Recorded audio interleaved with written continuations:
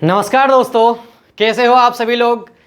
भाई हमने हमारे मध्य प्रदेश की जो क्लासेस चल रही हैं इसमें स्टार्ट किया बहुत ही इंपॉर्टेंट टॉपिक आपका, जिसमें आपका मध्य प्रदेश की जनजाति, मध्य प्रदेश में जो अनुसूचित जाति हैं, जनजातियां हैं, इनको पढ़ना स्टार्ट किया है। तो भाई आपकी जो जनजातियां हैं या जाति हैं अनुसूचित, इनका वर्णन संविधान में भी है।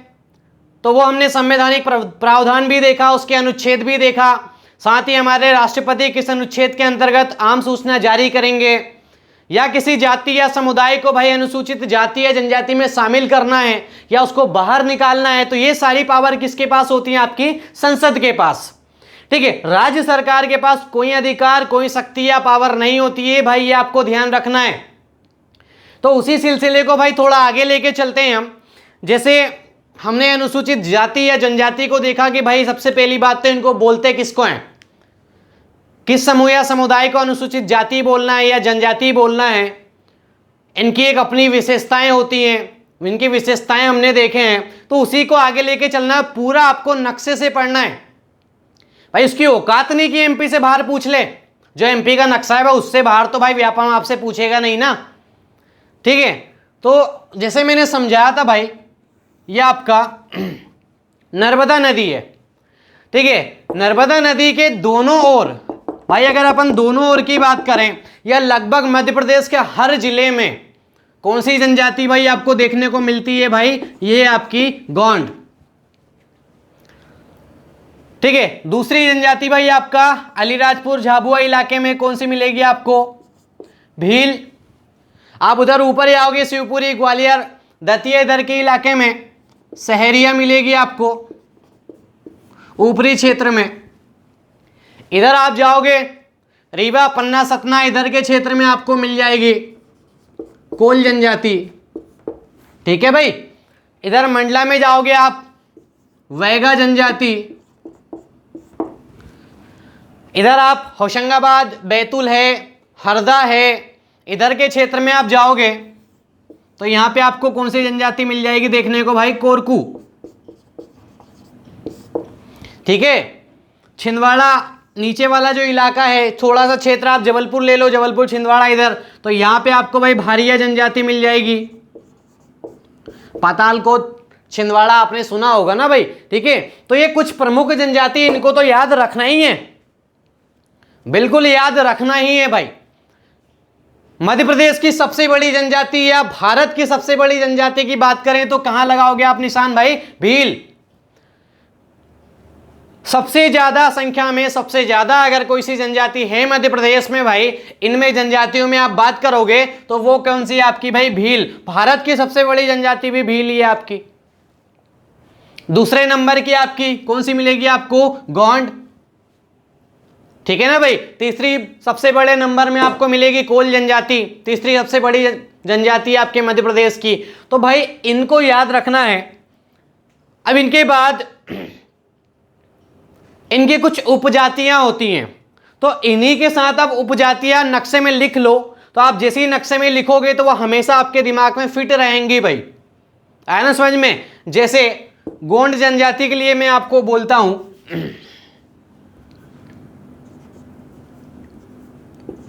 परधान, नगारची, अगरिया, सोल्हास, ओझा, कमार। ठीक है भाई, ये मैं उपजाति बता रहा हूं किसकी? आपकी गोंड जनजाति की उपजातियां हैं ये। प्रधान है आपको नगारची मिलेगी, अगरिया मिलेगी, सोल्हास है, ओझा है, कमार है, ये उपजातियां आपको देखने को मिल जाएंगी। किस जनजाति की उपजातियां? आपके गोंड जनजातियां। ठीक है, तो गोंड जनजाति की उपजाति भाई क्वेश्चन आता है, सोल्हास किस जनजाति की उपजाति है?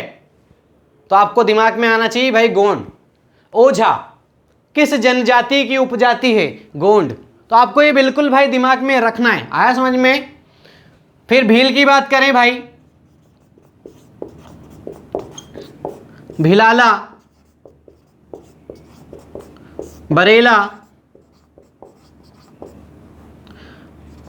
पटलिया, ये आप तीन प्रमुख याद रख लेना इसमें भील में।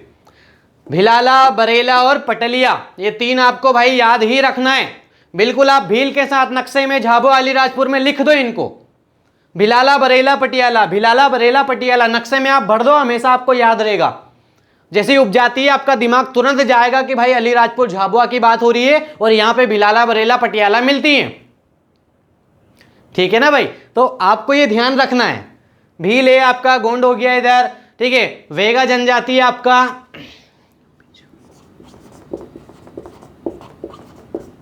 बिंजवार, नरोतिया, भरोतिया, राय, मेना, कठमेना, नाहर, ये उपजातियां हैं भाई आपकी वेगा जनजाति की। ठीक है, तो भाई आपका मंडला डिंडोरी का जो क्षेत्र है नक्शे में आप उतने इलाके में इतनी उपजातियां लिख दो वेगा की। वेगा को हाईलाइट कर देना आप कोई अलग कलर से और दूसरे कलर के पेन से आप जस्ट उसके नीचे इनको लिख लेना। बिंजवार है, नरोतिया है, भरोतिया है, राय है, मेना है, कठमेना है, नाहर, ये उपजातियां भाई वेगा की। सेम वैसे ही कोल, रोतिया, रोतेले, ठीक है, रोतिया, रोतेले, वो बन बोलते हैं ना भाई किसी को, रोतला है वो रोता बहुत है, तो उससे आप याद रख लेना रोतेले। ठीक है, रोतिया हैं आपके, तो कोल जनजाति है आपकी। ठीक है, तो आप बिल्कुल आप इसको दिमाग में रख लो, रोतिया, रोतेले इनकी प्रमुख उपजातियां। कोरकू,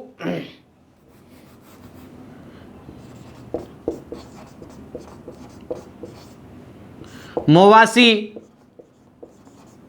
रूम, बवारी, बोडोयो, बोडोया, ठीक है, नाहर, नाहाला, ये उपजातियां हैं भाई कोरकू की, बिल्कुल आपको याद रखना है। भारिया की, भूमिया,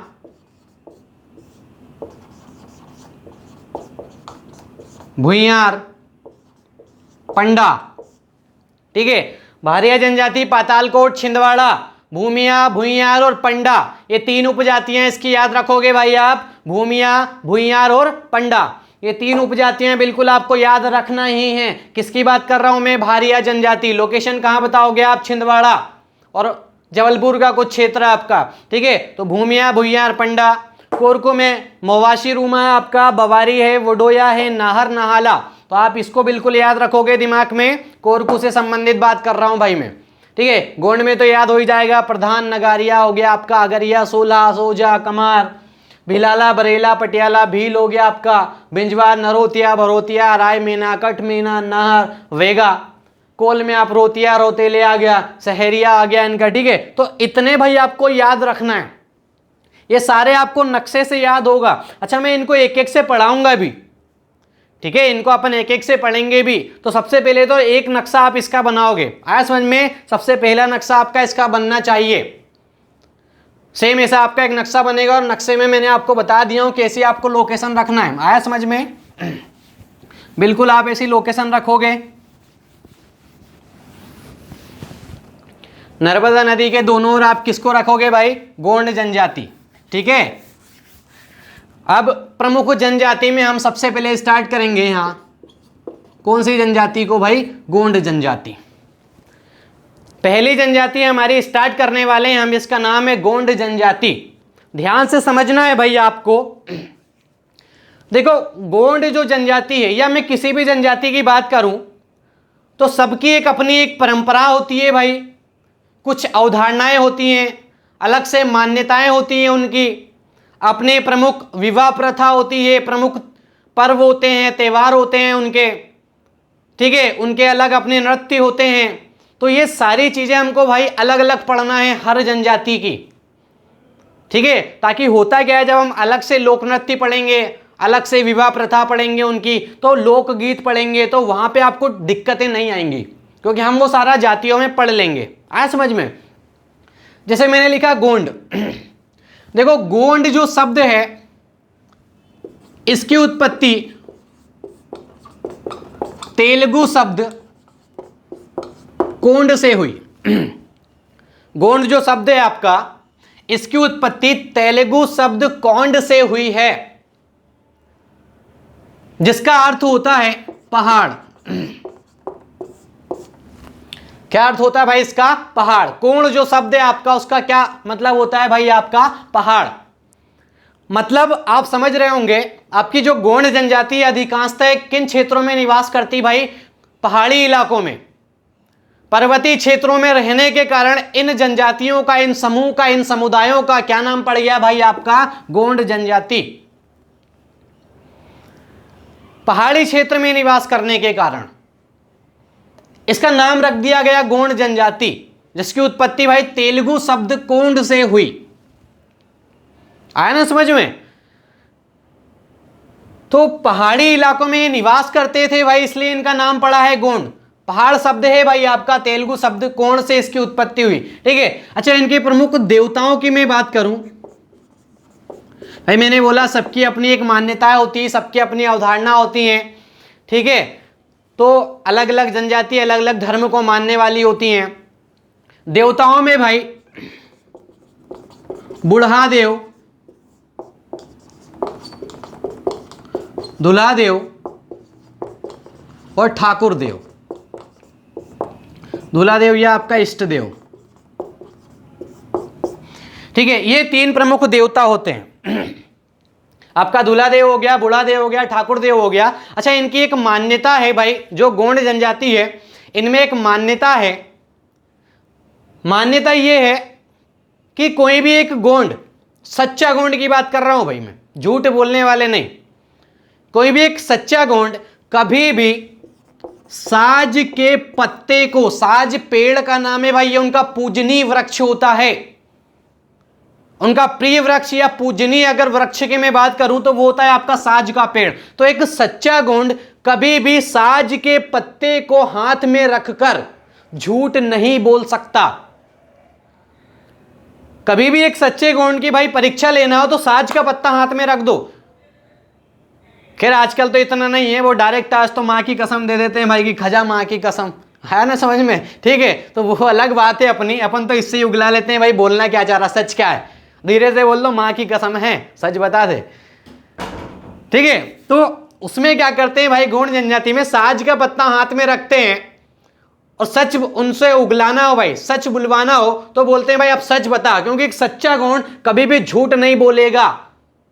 साज का पत्ता हाथ में रखा, क्योंकि उनके जो भाई दूल्हा बूढ़ा देव जो होते हैं वो इसी पेड़ में निवास करते हैं, साज के पेड़ में, है ना सर? उनके प्रमुख देवता हैं भाई, और वो इसी पेड़ में निवास करते हैं। इसलिए एक सच्चा गोंड कभी भी भाई उस पत्ते को हाथ में रखकर झूठ नहीं बोल सकता। इसके अलावा जो बीमारी से रक्षा करने वाले देवता होते हैं वो कौन से होते हैं? उनके दूल्हा देव यानी इष्ट देव। ये बीमारियों से निजात दिलाने वाले होते हैं भाई, उनकी रक्षा करने वाले होते हैं आपके। ठीक है, तीसरे देवता होते हैं भाई ये ठाकुर देव या ठाकुर देवता। भाई ये होते हैं आपके ग्राम भूमि के देवता। जो भूमि पूजन वगैरह होता है आपने देखा होगा, उनके नाम से बकरा भी छोड़ते हैं वो लोग, बकरे छोड़े जाते हैं भाई उनके नाम से, आपके ठाकुर देव के नाम से। तो जो ग्राम भूमि के देवता होते हैं वो ठाकुर देवता आपके। ठीक है, आपके बीमारी से रक्षा करने वाले, निजात दिलाने वाले आपके इष्ट देव दूल्हा देव हो गए हैं, और बूढ़ा देव वो साज के पेड़, उनका जो पूजनीय वृक्ष होता है उसमें निवास करते हैं। तो ये तो प्रमुख देवताओं की बात हो गई भाई। अब गोंड जो जनजाति है भाई, इनमें सबसे पहले तो विधवा विवाह, बहुविवाह। बहुविवाह का भाई मतलब एक से अधिक विवाह, ऐसा नहीं कि बहू का डबल से विवाह कर दिया, वो विवाह नहीं भाई। ठीक है, बहुविवाह मतलब एक से अधिक विवाह, उसकी बात कर रहा हूं मैं। विधवा विवाह, बहु विवाह, दूध लोटावा विवाह। भाई ये सबसे इंपॉर्टेंट विवाह है भाई इन लोगों का, सबसे प्रचलित दूध लोटावा विवाह। मतलब भाई जैसे आपका ये परिवार ए है, यहां पे जन्म हुआ एक लड़का और क्या है भाई, एक लड़की। कोई एक घर है, कोई मकान है, कोई परिवार है, वहां एक लड़का और एक लड़के का जन्म होता है, यह आपका परिवार 2 या परिवार बी। लड़का लड़की दोनों बड़े हुए, लड़की का विवाह हो गया परिवार बी में, तो लड़की यहां चली गई भाई। ये दोनों बहन भाई है ना, लड़का और लड़की, लड़की का विवाह कर दिए, परिवार बी में चली गई वो। अब कुछ समय पश्चात इस लड़की के यहां एक लड़की हुई, और ये जो लड़का है परिवार ए का, भाई इसका विवाह भी कहीं हुआ होगा, किसी दूसरी जगह से लड़की लाए बिहार के आपने, तो इसके यहां भाई लड़का हुआ। तो ये जो लड़की है ना भाई, ये जो, अच्छा ये तो बहन भाई हैं आपके, तो ये क्या करेगी, अपनी लड़की, ये जो लड़की है इसका विवाह कर देगी इसके साथ। ये आपका हो गया भाई चिरंजीत, और ये कौन हो गई भाई, सौभाग्यवती आपकी। ये शादी हो गई दोनों की। संग भी लिख दें, चलो ठीक है, ये संग भी लिख दिया। तो देखो भाई, ये लड़की यहां से गई तो लड़की आ भी गई, दूध लौटावा हुआ ना वापस से भाई। जबकि इस लड़की का ये कौन हुआ, मामा, और मामा का लड़का भाई मेरा भाई हुआ ना, भाई है, भाई के साथ ही उसकी शादी हो गई भाई। जनरली ऐसा होता नहीं है, लेकिन इनमें ये प्रचलित है, इसको बोलते हैं दूध लौटावा पद्धति। तो दूध लौटावा पद्धति भाई इनमें प्रचलित होती है, या दूध लौटावा विवाह, ठीक है। विधवा विवाह, बहु विवाह हो गया भाई, दूध लौटावा विवाह हो गया। इसके बाद पठौनी विवाह। पठौनी विवाह भी अनोखा ही विवाह है भाई। पठौनी विवाह में क्या होता है, लड़की बारात लेके जाती है लड़के के घर भाई। जबकि हमने तो देखा भाई, लड़का जाता है जनरली बारात लेके लड़की को लेने, और यहाँ खुद दुल्हन जा रही है भाई घोड़ी पे बैठ के, ठीक है, दूल्हे को लेने बारात लेके जाती है भाई लड़की। तो उस विवाह को क्या बोलते हैं अपन, पठौनी विवाह। एक होता है आपका चढ़ विवाह।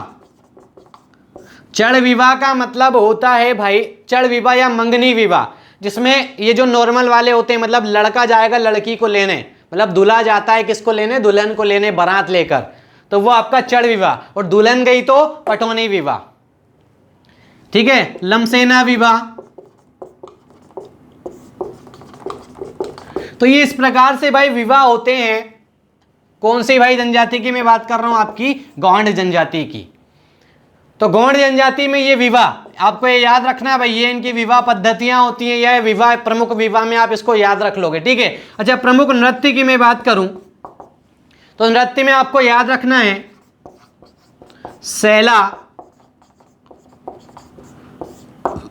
विरहा, सजनी विवाह, दीवानी विवाह, देख रहे नाम, सजनी विवाह, दीवानी विवाह, कहरवा,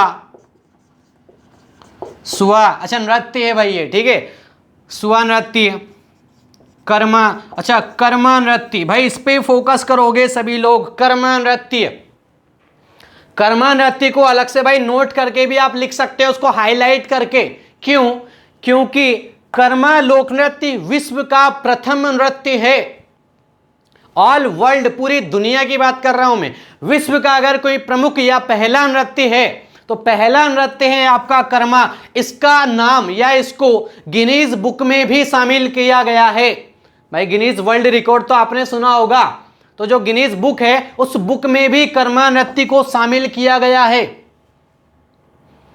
क्योंकि ये विश्व का प्रथम लोक नृत्य या प्रथम नृत्य है भाई कर्मा, ठीक है। तो ये प्रमुख नृत्य हो गए भाई आपके गोंड जनजाति के, इनको बिल्कुल याद रखना ही है आपके, ठीक है। सैला है, विरहा, सजनी, दीवानी, कहरवा, सुआ हो गया, कर्मा हो गया, ये प्रमुख नृत्य।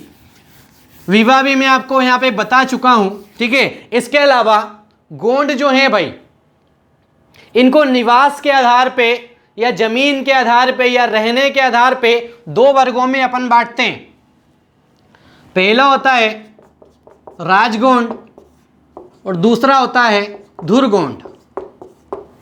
राजगोंड मतलब जिनके पास जमीनें होती हैं भाई, जमीन जायदाद जिसको अपन बोलते हैं। धुरगोंड इनके पास जमीन नहीं होती है भाई, इनका जो व्यवसाय होता है वो होता है मजदूरी या शासकीय सेवा,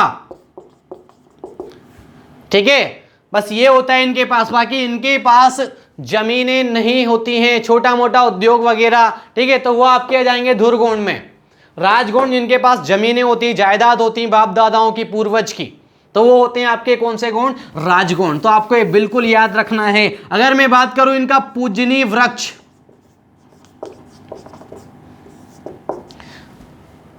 साल हो गया, सॉरी साज हो गया आपका, ठीक है। इसके अलावा भाई आप याद रखोगे पीपल, महत्वपूर्ण वृक्ष, ये होता है महुआ। अच्छा, महुआ क्यों होता है ये तो आपको पता ही है अच्छी तरह से भाई, ठीक है। महुआ क्यों है महत्वपूर्ण इनके लिए? दारू वही तो है भाई आपका, महुआ कच्ची, सफेद शीशी नीली ढक्कन, पता ही है, ठीक है। तो महत्वपूर्ण वृक्ष हो गया आपका। उपासना वाला जानवर जिसकी ये उपासना करते हैं, ये होता है भाई नाग, बिल्कुल आप याद रखोगे, ठीक है। जिनकी ये उपासना करते हैं, कौन सा जानवर है आपका? नाग। तो ये एक सामान्य जानकारी भाई हमने देखा किस जनजाति के बारे में? आपकी गोंड जनजाति, ठीक है। तो गोंड जनजाति में भाई इतना बिल्कुल आपको याद रखना ही है जितना मैंने बताया। दूसरी जनजाति भाई आपकी स्टार्ट करें हम, कोरकू। लोकेशन आपको पता है भाई कोरकू की, कहां पे आपका? होशंगाबाद है, बैतूल है, हरदा है, यहाँ के जो क्षेत्र हैं, यहाँ पे जो निवास करती जनजाति कौन सी हो गई आपकी? कोरकू जनजाति। कोरकू शब्द का मतलब होता है मानव समूह, ठीक है। कोरकू जो शब्द है आपका, इसका जो अर्थ होता है वो होता है मानवों का समूह या मानव समूह, वो होता है आपका कोरकू। कोरकू भी आपके दो प्रकार के, राज कोरकू, पथरिया कोरकू।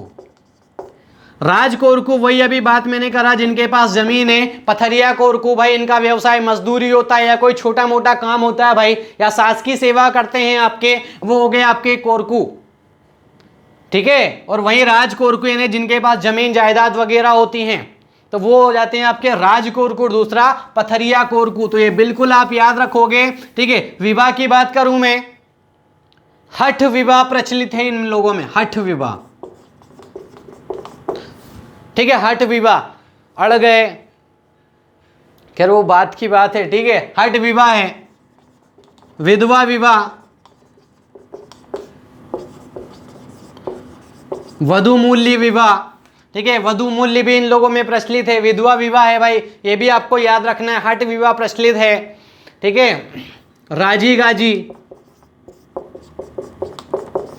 राजी गाजी भी आपको याद रखना है, ये भी काफी प्रचलित है विवाह में, इनमें कोरकू में, तो आपको ये बिल्कुल याद रखना है, ठीक है। इसके अलावा कई बार होता है क्या है, जगह के हिसाब से कोरकुओं का नाम बदल जाता है। कैसे? जैसे मैंने बोला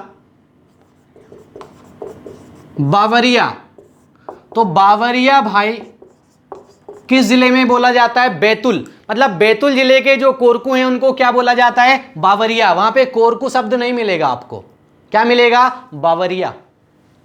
रूमा, ये अमरावती जिले के हैं भाई आपके, जो अमरावती वाला एरिया है आपका, वहां के कोरकुओं को क्या बोला जाता है? रूमा, मोवासी रूमा, ठीक है। ये आपके भाई महुए बीनने वाले कोरकू, जिन कोरकुओं का काम महुआ बीनना होता है ना भाई, ठीक है, तो वो बिल्कुल आप याद रखोगे, मोवासी रूमा हो गया। बंदोरिया, ये आपके होशंगाबाद पचमढ़ी वाले जो कोरकू हैं भाई, इनको क्या बोला जाता है? बंदोरिया। तो आप चार नाम याद रख लेना, बिल्कुल रट ही लेना भाई। आया समझ में? बावरिया, बैतूल, रूमा, अमरावती हो गया, मोवासी रूमा, महुए बीनने वाले, बंदोरिया, पचमढ़ी जिले के कोरकू। तो इतनी चीजें भाई सबसे पहले तो आप नोट करोगे, और पूरा नक्शे से, मैंने जैसा आपको बताया था, एक नक्शा बना, एक नक्शा है आपके पास, नर्मदा नदी खींच लेना, सभी जाति लिख लेना, जातियों के पास उपजाति लिख लेना, और ठीक है आपको उपजाति फिर जातियां पढ़ना स्टार्ट करना है, ठीक है भाई। जल्दी से जल्दी आप इसको लाइक करो, कमेंट करो, ज्यादा से ज्यादा शेयर करना, ताकि हमारे नए दोस्त भी जुड़ सकें। धन्यवाद।